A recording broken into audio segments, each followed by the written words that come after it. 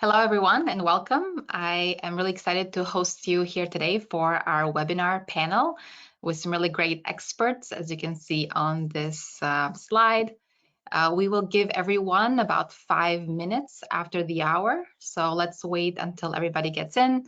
As people are trickling in, please state where you're dialing in from, whether it is from Europe, North America, South America, Asia Pacific.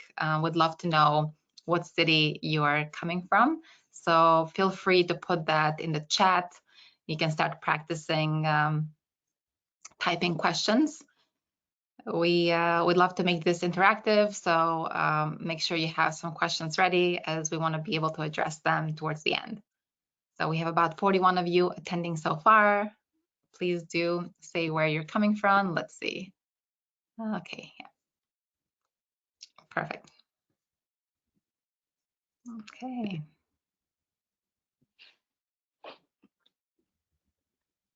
Well, I'll say where I'm dialing from. I'm in DC at the moment. Melissa is dialing in from Singapore, which is about 1 a.m. there. William is in Texas, and Maria Elena is in Amsterdam. So we have the whole world almost covered. We'd love to see where you guys are coming from.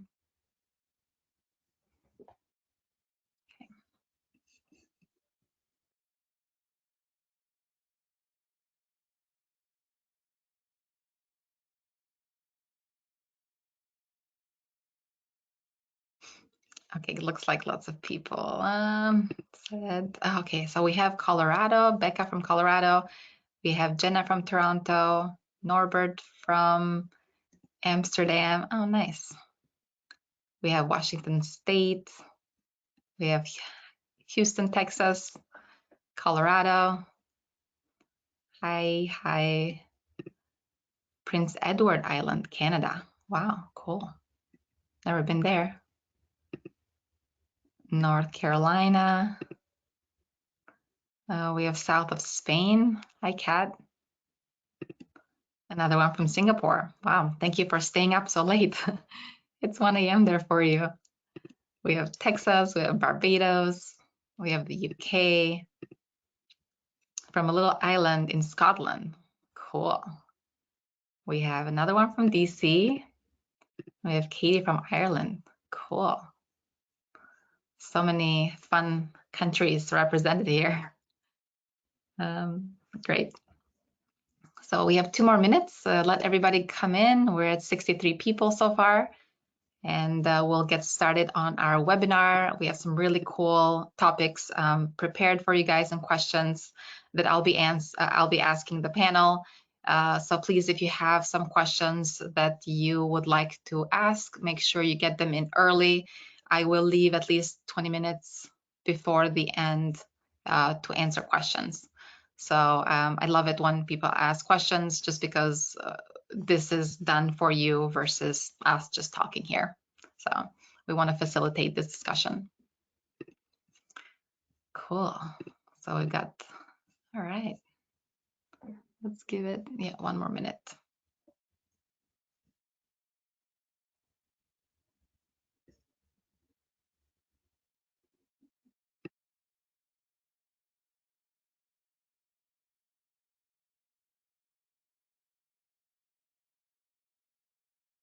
Okay, a couple more people joined. Hello, everyone. If you just joined, you can tell us where you're coming from. We'd love to see what the city or country you're from. We're giving everyone 1 more minute, so 5 after the hour, so we can get started and make sure that everyone starts with us from the beginning. Okay, so we're almost at 70. Amazing.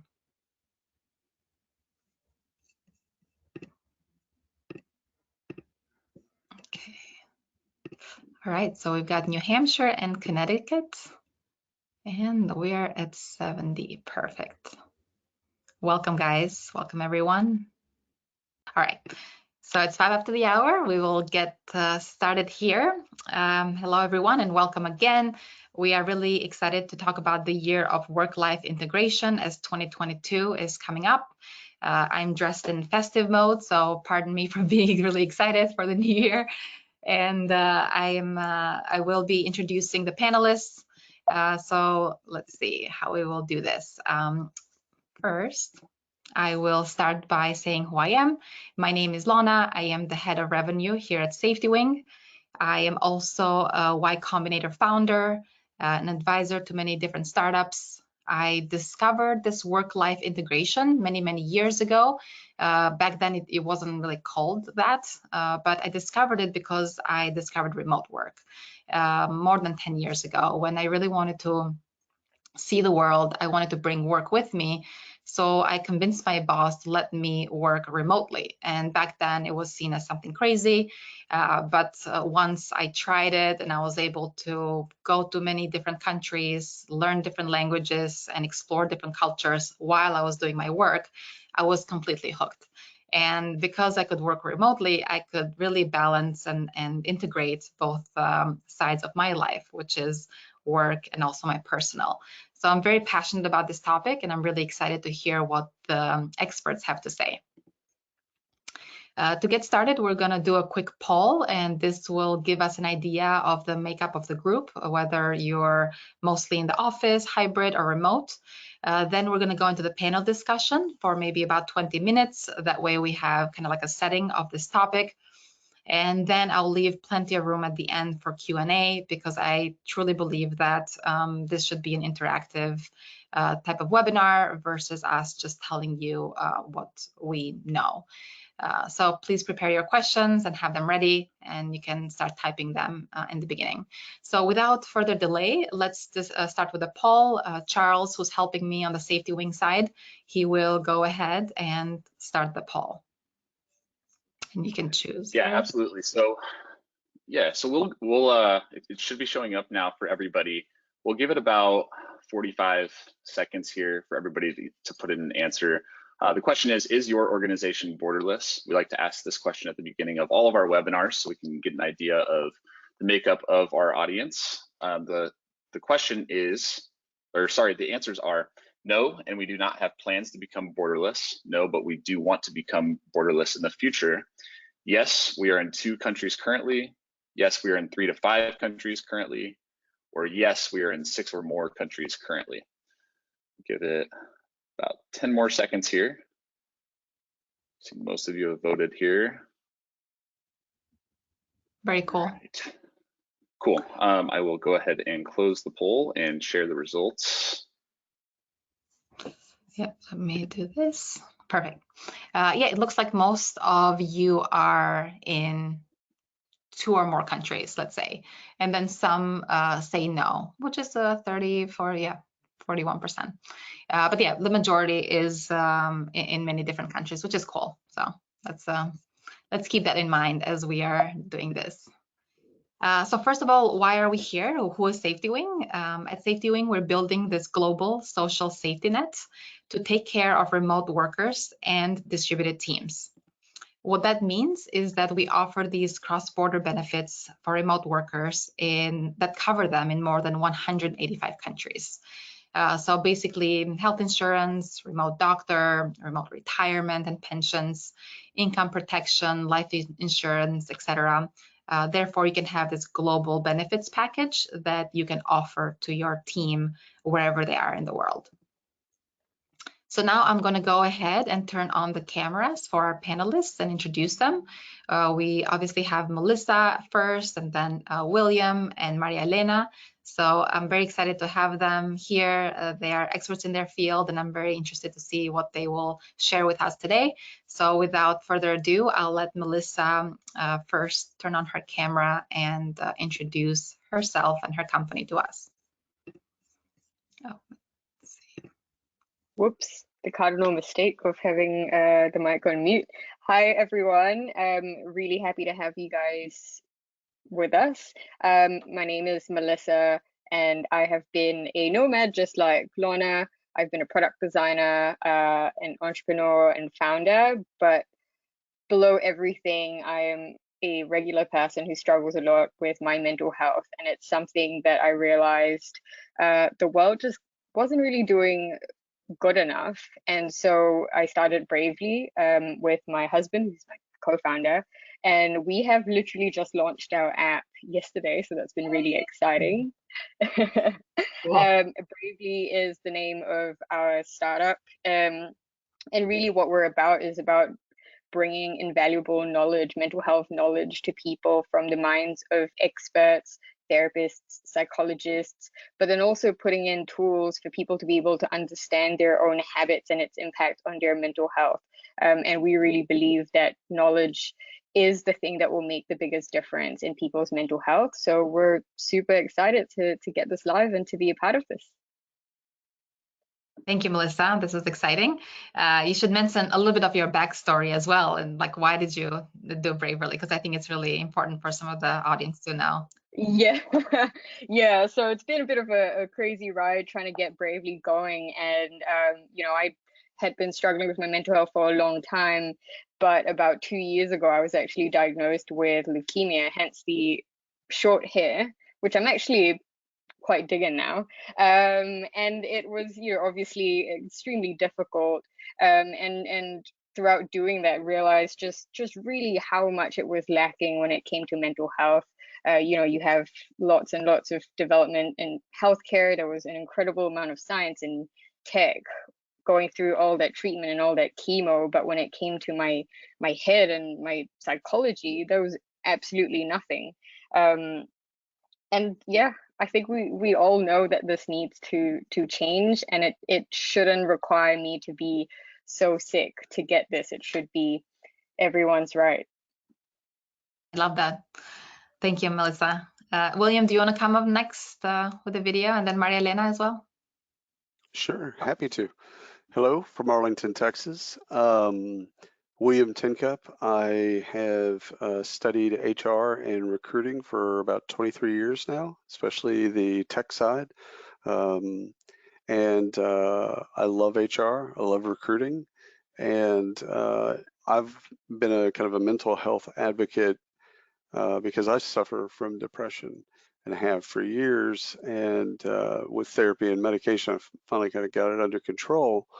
But you know, if there is an upside to COVID, and we'll just kind of we'll just leave that there. If there is an upside, it's that we are talking about mental health more often, and it's not as taboo. Again, in the States, it's not as taboo to talk with a coworker or to talk to your boss about things that are going on in your life. Whereas pre-COVID, I think we would have been a bit more buttoned up and not willing to be vulnerable, not willing to share kind of our story or our journeys. So I'm glad in that sense that we're here now. I wish we'd have been here 20 years ago, but we're here now. And I do like that, I appreciate that. And mental health affects every aspect of HR, everything that has to do with people, human talent, from talent attraction all the way to outplacement. It touches everything. So we'll get into that during the discussion, but yeah, thank you for having me, and I look forward to the questions. Thank you, William. We'll go next to Maria Elena. Hello, everyone. I'm Maria Elena, or Mari for short, because my name tends to be a bit difficult for people to pronounce. I'm dialing from Amsterdam, and I'm here today because our company is currently located across various regions, and we currently have 7 offices, but we also have team members across other countries and regions that we don't necessarily have an office. So we do have this remote culture embedded in our system, and we really are proud that, you know, one of our main drivers is that our employees are safe to be themselves at work, which means that they will also speak up if something is not going right for them. That's awesome. Thank you for having me. Yeah.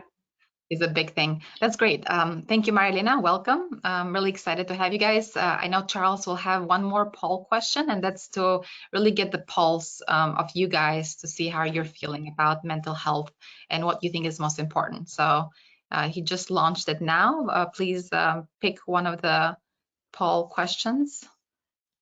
What kind of things has your organization done? Go ahead. Yeah, so we'll give it about 30, 35 more seconds here. So basically, it's just asking what kinds of things your organization has done to address mental health of employees. You can select more. Should be able to select more than one. It might just be one actually. It says select one of the following. So yeah, if you can select one of these things, that would be really helpful for us to understand the types of things that you have tried in the past. If you've done something else interesting, you can definitely enter it into the comments section or the chat section of your control panel, and we'll take a look through there. Give it about 5 more seconds. Alrighty, cool. We'll go ahead and close it up and share the results. Oh, interesting. Okay, so 7% provide mental health training for managers, 38% evaluate benefits offerings. That's nice. And then 25% promote mental health awareness. That's good. Offer flexible scheduling, only 22%. Wow. I would think more would offer flexible scheduling. And then other 7%. Not sure what that would be because nothing was posted on the chat. So, okay, this is great. Maybe we can start with Melissa and ask you, what do you make of these results based on your expertise and experience? Yeah, they're really interesting to see that there are a lot more being done in workplaces. I dare say it would be nowhere close to this much pre-pandemic, when it was still very much all right, you struggle with your mental health, you leave it at home, you don't bring it to work. And anyone who's ever had a hard time with your mental health knows that it's really not that simple. You can't just tuck it away and pretend everything's fine and then go back home and just be depressed again. So it's fantastic that I think a lot of companies are really starting to realize that it's not just about your workers coming to work and being productive. At the end of the day, nobody ever leaves behind being a human being. And if you're a human being, then you have a hard time with your mental health. So it's really encouraging to see these things. There have been a whole lot of mental health companies and startups that basically have emerged during the pandemic, just out of sheer need, really. And you see a lot of the very typical things being offered. And I think it's really interesting that we are looking at different types of company offerings that provide like an array of different things to help their employees with mental health. You see some of the ones that are a bit more typical, like you might have a therapist, or you might be able to talk to a therapist through your work. And it's still early days, so some of these are being very well received, some of these are not so much. We are at a really, really interesting place where we're just coming out of this stigma when talking about mental health. And so some of those things are still going to hold people back. The thing that I liked the most from the poll actually was talking about mental health and making it aware, because you can offer all the benefits in the world, but if you don't create a culture and an environment in which people feel like it's okay for them to be talking about their mental health, having bad days, having bad months, and then doing something about that, you can offer all the benefits in the world, but nobody is going to take you up on that.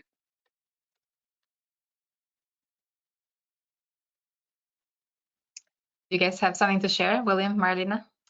Yeah, I'll go first. I think the benefits part makes sense when I looked at the results. Like, yeah, that tracks for me. I was disappointed, if I can say that that way, in both the manager training, because again, to Melissa's point, it's great that we have the benefit, but if our managers don't know how to encourage people and support people, then we're going to fall short of our goal. I was also a little bit disappointed in the flexible scheduling, because mentally I'm already at a different place. So I'm like, why is that even a thing? But evidently it is, and so I'd just say those are the 3 things that came to mind. Yeah, and also to add on what Melissa said. Oh, sorry.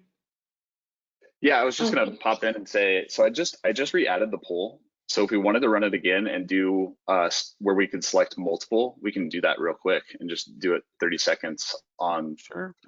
the poll That would that be allows you to pick interesting. multiple. Yeah. See Yeah, what the that's great. difference is real quick. Okay, so give me about 30 seconds here, and I'll just quick launch the poll. All right, so now you should have the ability to select as many of these things as you would like, so we can get an idea of the percentages of each one of these things. So we'll give it about 10 more seconds here.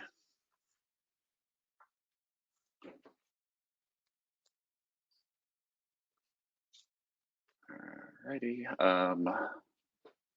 go ahead. There's still some votes coming in. All right, we'll go ahead and close the poll right now and quick share the results. So that changed things up a little bit there. Okay, So, big difference. Yeah. Yeah. Okay. So the only thing that changed for me, this is William, is this still the mental health for the training for managers. But I'm glad flexible scheduling moved up and mental awareness in the office moved up. Like the three in the middle, that's fantastic. Those are great numbers. The one at the top, still disappointed because I think it's a hindrance or it hamstrings us to do some of the other things that we want to get done. Anywho, I'm glad you Charles, I'm really glad you reran that. Yeah, definitely. Good call. And you can also say that sometimes it's a cultural thing as well, that, you know, people need a little bit of push or training. So I agree with William, this needs to be higher, and at least some managers know how to address these things. But yeah, it all comes down to the organization having a culture to actually accept and listen to those voices and not, you know, tuck them away. Yeah, I'm really great point. curious if in the chat anyone else has added in any other benefits. I had maybe expected there would be the ability to take mental health days. yeah, I can read off a few of those real quick. Some of the stuff that came in the chat. So let's see. So promote mental health acceptance culture. Various games and workshops to maintain good mental health. Let's see, what else do we have here? Provide monthly mental health days. Folks are required to take off one day each month to make sure that they're not burning themselves out. Rebranding sick days as wellness days. Yep. Yeah. I like so that. that was it. There's 5 of them in there. So. Oh yeah, and there's a question: is there a recommended mental health training program for managers? We should get into that later. That's great. I think probably William has some things to say about that. This is awesome. So why, in your opinion, guys, why do you think obviously mental health is so important? And do you think that the shift to remote work has affected employee mental health? Yes, absolutely. I'm happy to go first unless somebody else wants to. Yeah, I think it's really interesting seeing the world sort of shift into remote work. So for context, I've been running remote businesses for, oh wow, more than 10 years now. And back then it was not a thing, you know, it was something that you had to explain to people and they would still be like, but how does that? And then 2020 hit and suddenly everybody gets it. And not just, you know, they were really thrown in the deep end. There was no prep, there was no training, there was no opting in. So to see how people have been either trying to adapt, have successfully adapted, or are still struggling, it was just this sort of wave of like, oh yeah, I remember going through that. And it was interesting before the pandemic. There was a lot of people who would talk about remote working and they would talk about feeling very isolated. And that was sort of the primary struggle. So already pre-pandemic, when you're talking about remote work, there was a lot of mental health issues, loneliness, isolation that was already happening. And then of course, you know, I don't really need to talk about the effects of the pandemic, but then actually being stuck somewhere with you know, people that you don't usually spend 24/7 with, having to still work, having a company that has not adjusted and does not know how to do remote work, while just having all this other stuff, sort of the world feeling like it's on fire. I think it has been a big struggle, and people are really starting to figure things out. And the thing about remote work is that it's something that amplifies things. What I've realized is that if the business does well and can set things up so that they have good organization, operation, they have a good culture, they have flexibility, then the team can absolutely thrive with that flexibility, and you sort of knowing where those good boundaries are and still be able to partake in this culture. But if the organization does not have any of that, then it's like a magnifying glass. It can really cause things to go really bad, and it requires its people to compensate for that. And that can obviously have a very adverse effect on people's mental health. Great. William? Helena? Sure. Yeah, I think so. First of all, not copying anything Melissa said, because I was taking actually notes. Because so some wonderful things being dropped on us. One is treating mental health mentally. Just moving our minds over to, okay, we've done a great job with health benefits through the years. We've kind of moved the needle and increased and done different things. We've actually even in the last 10, maybe 15 years, moved the needle in financial wellness, and gotten people over the hump of like, what can the company do to help you with different things, your credit, and whatever. I think mental health is now at a place where we should treat it like we treat it. The importance that we place on health and the importance that we put on financial wellness, we should put on mental health as well. So physical health, mental health, financial health, if you want to kind of make them all health related, we should kind of make that the three-legged bar stool and treat it just like that. Okay, so what does that do for a lot of the HR folks and the benefits folks that are listening? You've got to make sure that your insurance actually covers the programs. So first of all, you got to have programs, but sometimes you'll have an EAP. You might even already have things that can help with mental health. You have psychologists, you have different mental health professionals in your EAP, but your insurance doesn't cover it, or it doesn't cover it in a way that would get people to use it. So one thing I would say is go back and look at what you have, do an inventory, and see what you've got, and then see what you can do with your insurance carriers to make sure that you're covering the programs that you want to cover for your employees, remote and not remote. Second is communicate. Because Melissa actually touched upon this, and so did Lana. It's one thing to have it, but if people don't know that you have it, then they're not going to use it. And there's also, if you don't feel safe using it, that's a different issue. But communicating it, which I think there's three things that I would say about communicating it. You've got a wonderful opportunity when you recruit someone to include this as a part of your recruitment. It's a part of your job description. It's a part of the careers page. It's part of the recruiter taking you through the paces of what we have to offer you as a remote employee. We care about this three-legged stool. We care about all of this different aspects of health. And so, there's a wonderful moment in recruitment. There's a wonderful moment in onboarding. Once someone said yes, and now they're going to be an employee and they're going to work from Switzerland or whatever, there's a wonderful moment in that moment to then convey to them how important mental health is to you and what they have available to them. And then, lastly, there's many more tentacles to this, but I'll just kind of close it up, is retention and thinking about mental health and your mental health strategy and philosophy as a way to retain top talent. As we all know, we don't have to go into kind of all the things there, but this is yet another way. If we do it right, this is a way to keep talent. They want to work remotely, check. They need obviously we care about their mental health. We have the programs in place. We've communicated it. Chances are they're going to stick with us. If all things being equal, we might have a half a shot of actually keeping our top talent. So I think we can use our mental health strategy, not just for the good of the employee, but also for the good of the company, and retain that top talent.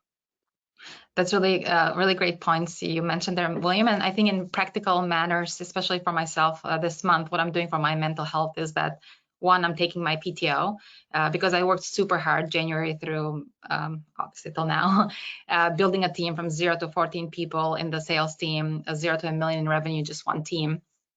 And as I go into the new year, I thought, okay, let me take my PTO now and make sure that I use it. And it's worth something, right? Versus just doing unlimited PTO, which a lot of companies will say, and then no one will take any time off. So I'm also. It's even worse than that, Lana. With unlimited PTO, the guilt associated with taking time off, like you don't have any guilt. You got 21 days or 14 days or whatever you've got it. You've got this time, and because you're a traveler, you've already got things that you want to go do and see and all this other stuff. And there's going to be no guilt, zero guilt. It's because the company allotted this amount of time, zero guilt, and it's also going to recharge your battery. Yeah. Like you're going to be away from the business. It's also mandatory. So for us, it's mandatory to take 20 days off. And that's why the no guilt is great, because for me, I feel very guilty. I mean, being a leader, leading a team, I never want to take time off. But also I'm realizing that I'm also sending the wrong signal if I don't take time off myself. Right? So that's what I'm doing. And part of my mental health is also getting my finances in order, which you said, it's like getting my 401k, contributing to it fully, opening 529 plans for my kids, like really learning about finance and taxes and all of that and how it affects my next year. So that's like part of my mental health I'm doing during my time off. It's like figuring out all the taxes and finances.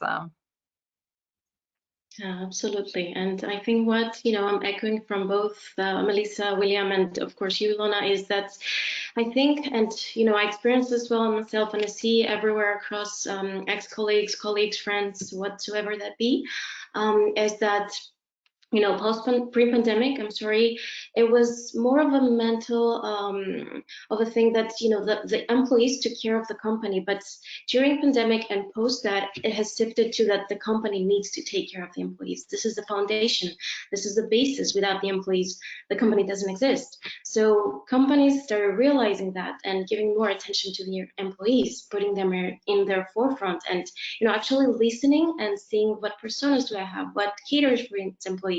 We have single homes, carers, we have parents, we have a lot of different needs to cater to. So allowing employees to self-regulate and speak up when they're not right, or offer their opinion, or start employee resource groups and actually make that something meaningful for them. It's the new normal. It should be the new normal for everyone. Thank you. That's great. And actually, I kind of started this off, but what tips do you guys have in particular, maybe like Melissa and William and Maria Elena, that you would offer to the audience today? So what are some like 1, 2, 3 steps they can take to really take care of their mental health? I'll go first. So because I don't want these 2 other bright people to take the things that I have in my mind. That's the only reason I'm going first, because they're going. You still think you're bright? Don't worry. I don't want to be last. I don't want to be last because there's nothing left. But anyhow, just kidding. One is a practical tip is build a first aid kit, a mental health first aid kit. And so think of, we've all got first aid kits somewhere in our house or whatever. And just think of like what would go into that first aid kit, and from a mental health perspective, what are the gauze bandages and the band-aids and the ointments and all that stuff, like what goes in there so that you can have a kit so that you can then render it to all your employees. So one is start to think like, okay, I need to think about the kit. So there's that. Second is I think we've talked about it a couple of times, but I know Melissa mentioned that remote can be isolating. I think one of the things that I've seen people do to identify who's going to have a bit more of a struggle with remote is personality tests. So actually things out of the assessment world where we can assess, you know, like extroverts and introverts. We'll just make it real simple. Like I'm an introvert. My wife's an extrovert. Remote for me, not a problem. Like I could live in a shoebox. Like, you know, seriously. Like my wife, having her, she bouncing off the walls, not being able to talk to people, not being able to interact with them, not being able to hug them, you know, that type of stuff. So finding out, like, not everyone's going to have the same journey, not everyone's suffering in the same ways. So using assessments and potentially personality assessments to then figure out like what your audience looks like, and then treat your audience accordingly. I love that. Do you want to go next, Melissa? Oh, you go first. Second, I mean. All right. So yeah, I think my number one tip would be to be true to yourself, because you know sometimes we tend to think that, okay, what if I say this? What will they think of me? Or you know, what if I do that? What would be the outcome? But if you're not true to yourself and you suppress your feelings, you suppress who you are, this is not all gonna fall down back to you, no one else. So this is the foundation of everything. And as pretty smartly William said, is as simple as having your own first aid kit for mental health. And this could be very, very diverse and different for everyone. And one example I could give for myself is that my first aid kit is cooking, actually. And, you know, bringing out my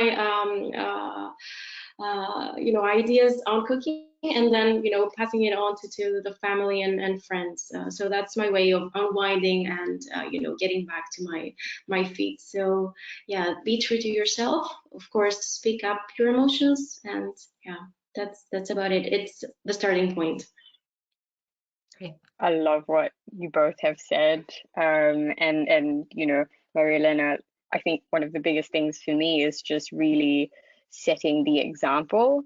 Be the first to say, all right, I'm having a hard time, or I'm going to take a mental health day, because by you doing that, you are truly saying that it really is okay. It's not just empty words. So if you're able to say it, somebody else is also able to say it. And I also love, William, what you said about the first aid kit, because that's part of what we're doing with the Bravely app, is that, you know, we're trying to have these things sort of prepared, whether it's skills, checklists, that sort of functionality, where you can do all this work when you're actually pretty okay, instead of when you're just really having a hard time, when you can't think, you probably can't really recite the alphabet.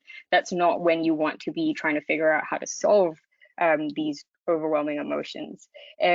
Something else that I will add in as well is, a lot of people, when you talk about mental health, they talk about when it gets hard. But when you talk about physical health, you don't talk about what happens when you get sick, what happens when you get cancer. You talk about, you know, how do you stay fit? How do you eat healthy? How are you making sure that you're doing all these things so that you can have good physical health?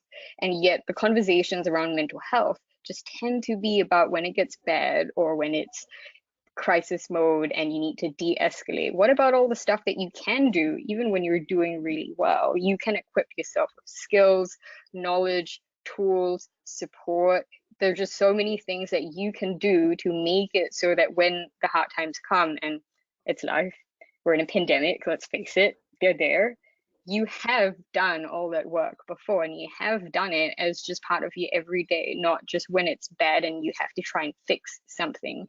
It's the sort of standard, prevention is always better than cure. As a leader, doing these things and setting these examples, talking about them is really important, but also having conversations, I think, one-on-one with people is really important. Explicitly asking and going up to the individual and asking how they are doing, talking about mental health with them. And William actually said something that was really great, you know, personality tests. I'm also an introvert. I'm very happy when I'm just left to my own devices, but I know that that's not true for everyone. But I think with a remote team as well, you have the added complexity of there being a diversity, different cultures, and sometimes there are different signals that people will send. It's, you know, in Asia, mental health is not really something you talk about. It's not really something you talk about with your boss or your manager. It's something that you try and keep at home. So somebody might not be doing well, but they're still giving off this really heavy impression that they're totally fine, everything is okay. But I find that if you genuinely ask somebody how they're doing and make it okay for them to be able to say, like, actually, I'm not doing that well, then you're actually fostering that sort of environment where people are able to have a conversation or just simply admit they're having a hard time. And that is the critical first step. Everything else is just, you try and figure out what works, but you have to start with that first step. Melissa, I'd like to expand on one thing that you brought up, and it's we've all nibbled around the edges of vulnerability, and I think for the folks that are listening to this, getting your board or getting your C-suite, your leaders, to talk about this. So in Instagram is this kind of it's a thing that's been going on for years, but it's like now, you know, how it started and how it is now. And so they, you know, people do these before and after bits, and it's usually pretty funny stuff. But again, mental health can be one of those things where people talk about it and say, hey, you know, years ago I went through a divorce. I really struggled to kind of get back on my feet. You know, it was tough for me. Here's where I am now. Like, if you hear that from the board, you hear that from your leaders, and maybe even potentially activate those stories from employees and pull those stories out. Like, we're good at pulling stories out around customer success and, you know, things like that, but we can pull out mental health stories where, you know, people will have their challenge, whatever the challenge is, or multiple challenges. It can be plural, clearly, and then how they've resolved it and how they're working on it. Like, I think the more this is one of those things, the more we're vulnerable, the better this gets. But it takes us being vulnerable. And I mean, you know, you can't just expect, you know, the gal or guy in Switzerland to be vulnerable by themselves. That's just, that's an unrealistic expectation. I love that. That's such a great point, William. And it's I'm thinking, as we have all these amazing things and benefits at SafetyWing, that's one thing that we haven't done yet. So maybe we can talk to our head of culture to see how we can open up about vulnerability. And I remember having, you know, like a tough life moment like Melissa years ago. And when I started with that to people, it really disarmed them, and we got so much closer than just looking this like perfect person. That's right. That you're not, that most of us aren't. And that's really great. So, yeah, we might want to think about rewarding or rewarding. I mean, compensating. It's a kind of heavy term, but rewarding people to be that are vulnerable, that are expressing their vulnerability, like in a lot of different ways, not just in mental health. We'll keep it focused on that, but letting people like share their stories so that we learn from them, so that we can actually have deeper connections with everyone in our workplace. And I think that would help with some of that isolation, whether or not you work in Geneva or not. Now it doesn't matter. I know your story, you know my story, and we can connect on a different and deeper level. So anyhow, that might be something where we look at rewards and recognition and compensation as a way of helping us get people motivated to express vulnerability. Great. And it's basically training the muscle, as Melissa said. It's just another muscle that we need to train to work on that way. Yeah, and I'm going to go to questions now, probably just because we only have like 15 minutes left. Before Charles starts to read the questions, I'm going to give my 3 tips that help me with my mental health. The first one is eat really well, so healthy stuff. I don't really eat out very much because I don't really trust what goes into those dishes. If I can make it myself or my parents can make it for me, that's great. Then the second thing is sleep. I love sleep. So I've always been a big believer that getting your 8 hours or 9, whatever you need, should be your top priority. And I didn't really understand the culture of where I was living in New York and San Francisco, you know, getting 4 hours of sleep and just kind of putting a badge of honor that you're so great at not sleeping and working until you're sick. I never really understood that. So I'm really glad that Ariana Huffington from Huffington Post like really made a big deal about that. And now there's so much more studies out there that show that getting quality sleep should be your #1 priority, because without that, your whole health kind of falls apart. And then if you can, meditation is amazing. So I'm a big believer. I don't do it every day. I'm not perfect. I wish I did. But if you can get those 3 things, it really helps you get started at a good level, and then hopefully maintain that. I'm taking notes. I'm horrible on all 3. So Horrible on 3. Yes. Can I actually show thank you for sharing those, Lana. something? If I don't know if people can sort of see this, but this is actually a feature on the Bravely app. And really what it is that every single day you can answer a set of mindful questions across different areas in your life. And from there, we'll sort of tell you like, all right, today seems like it's a bit rough on sleep. So you can tell I did not have the best day. Yesterday was a little better, I will say. But past that as well, we go in and then we give sort of advice around different things that you can do to sort of improve it. But the main reason why we created this feature was because it's so often that we would sacrifice different areas of our lives, or we wouldn't be as conscious, as an introvert, the first thing I do when I'm having a hard time, I withdraw. And that's not always the best thing to do. You have to reach out. But at that point in time, that's not what you're thinking about. So when you have this sort of mindful reminders across different areas and habits of your life, it allows you to be so much more in control of all these things that affect your mental health. But you don't always just have front of mind recall, because let's face it, everyone's busy, everyone's got stuff to do. That's awesome. I love that. And I know we only have maybe 10 more minutes left. So Charles, will you read us some questions, and then maybe we can quickly answer them? That way we get through most of them. Yeah, absolutely. So looks like we have 4 questions in there currently. If you have another question to add, definitely add it in there. And just a quick note, because I do see a note in the questions queue about your app, Melissa, on the Bravely app. So if you go into, if you're using an iPhone and you want to look at and you want to get the Bravely app, make sure you look for the one that says Bravely-Mental Health. There's also one in there called Bravely Coaching. That one I believe is the incorrect one. So Bravely Mental Health would be the one. Oh yeah, there's a lot of legal stuff. Blue, purple, blue, purple, and orange logo. So some questions in there about that. Yeah, absolutely.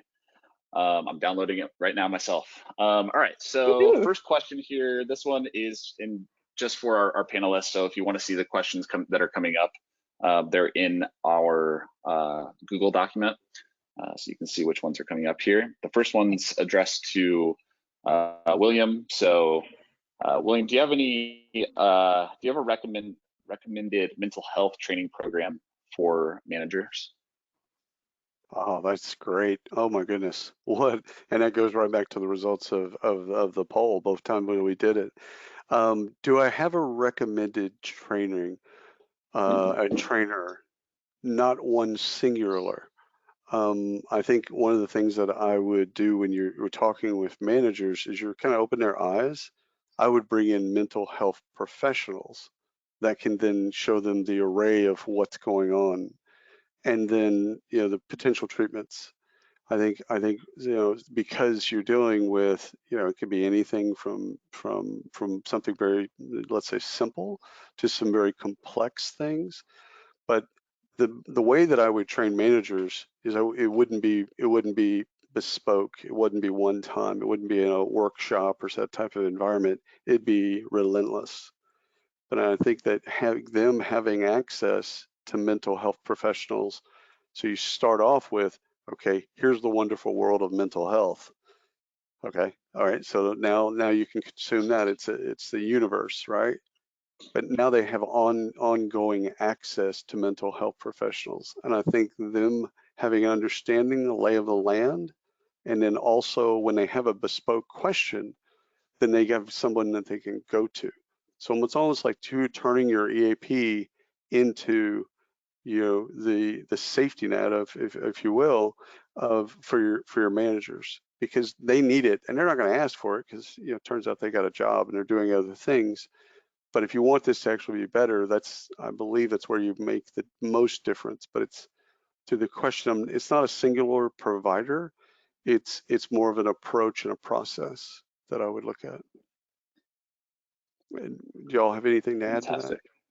No, that's great. We can, yeah, move on to the next one because we have a few.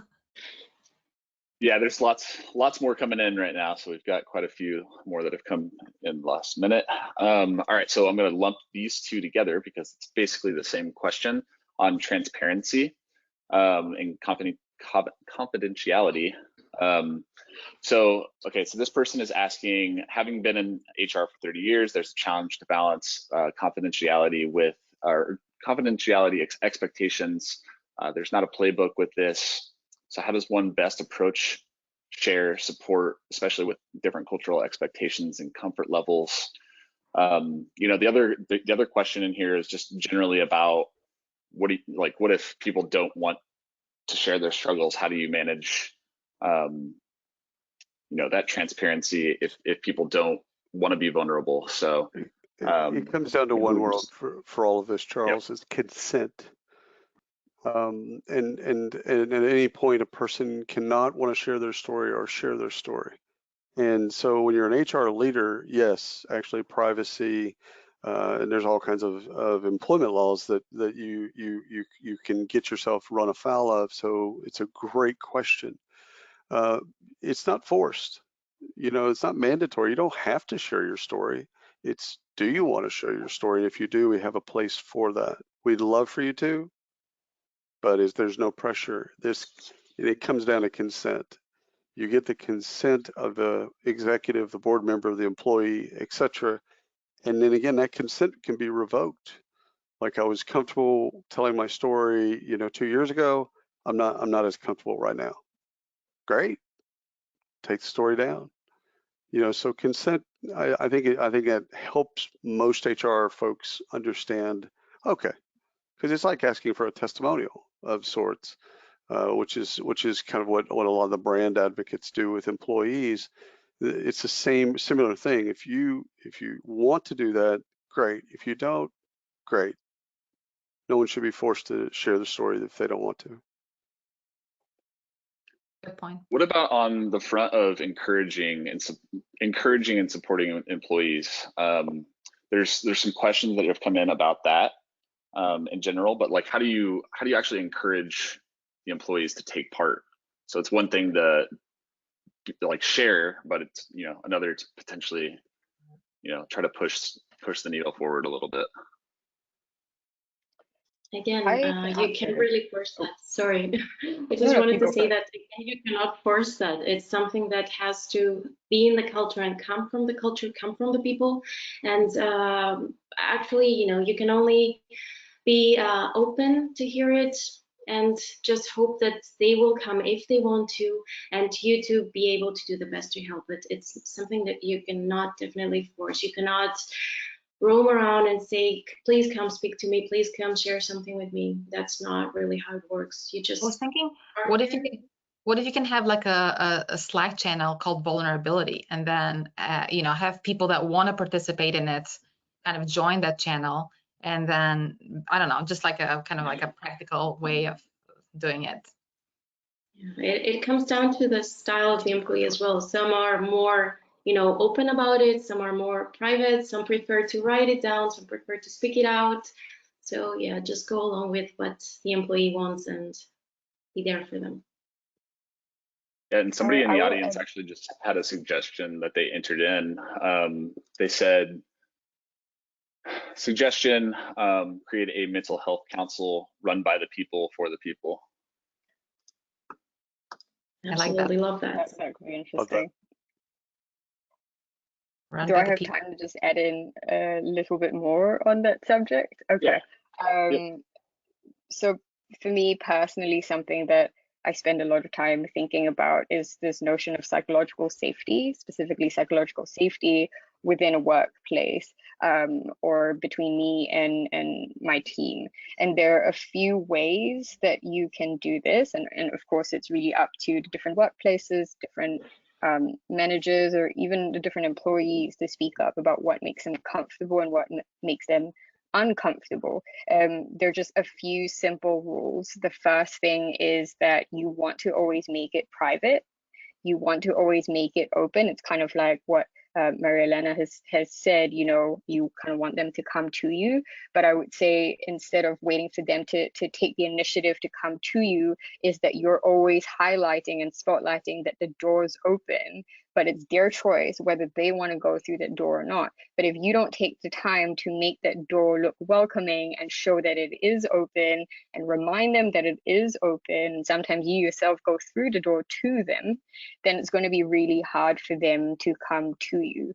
Something that is important to remember is that in these workplaces and with these relationships, there is always a power dynamic at play, and that often can be the thing that stops people from taking that initiative, because it's such a huge risk.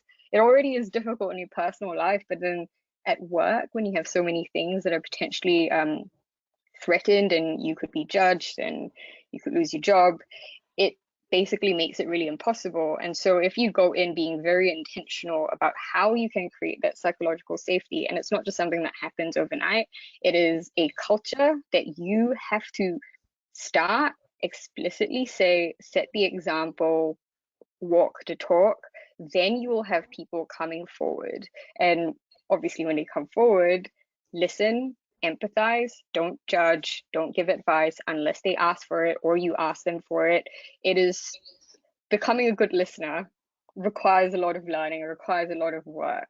And if you can bring that to them, then you really have created an environment in which they feel like it is safe to be a human being that has mental health.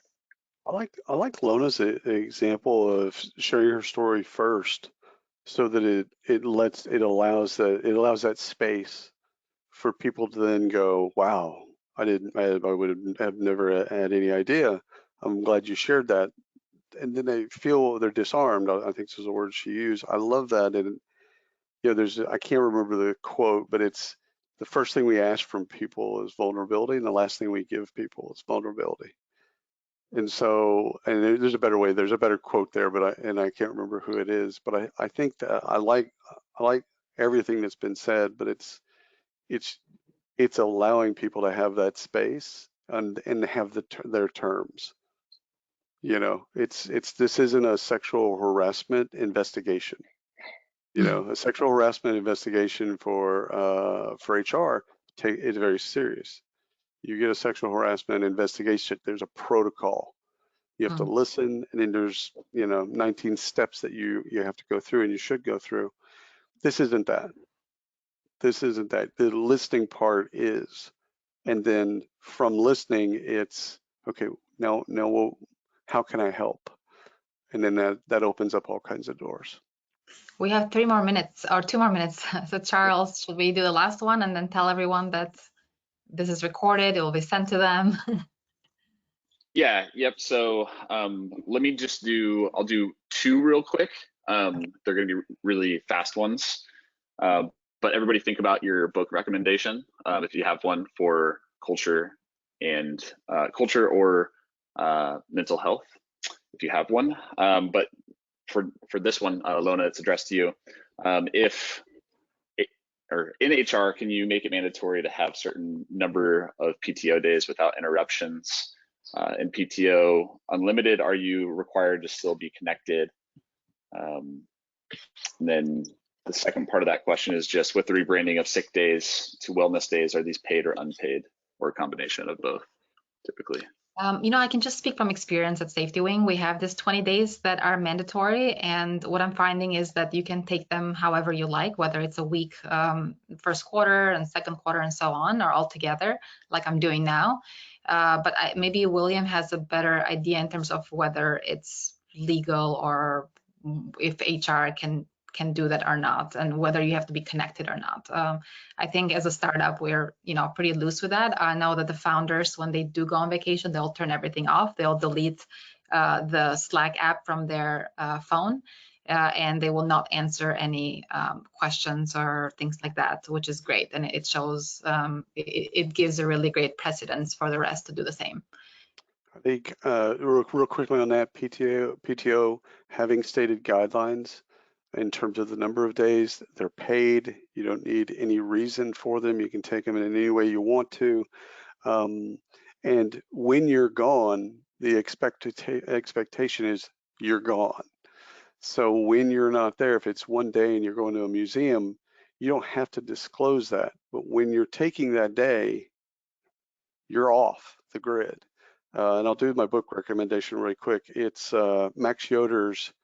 He's a co-founder of Lessonly, and it's To See It, Be It. And these are memos that he wrote the company throughout as he went through the company's journey with them.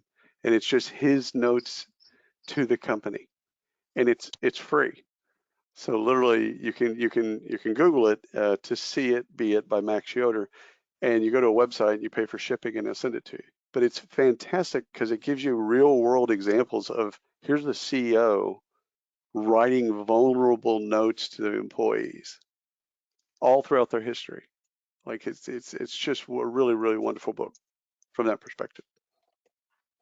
Okay, with that, I think we have to end to respect everyone's time. Thank you so much, the panel, as well as the audience. You guys are awesome, great questions. We'll address the ones that we missed afterwards. And if you want to reach out to us, add us on LinkedIn, email us. We're very open to continuing this discussion. Thank you. Happy holidays. All the best. Thank you. Bye, Thank guys. you. Bye. Charles, you want to end?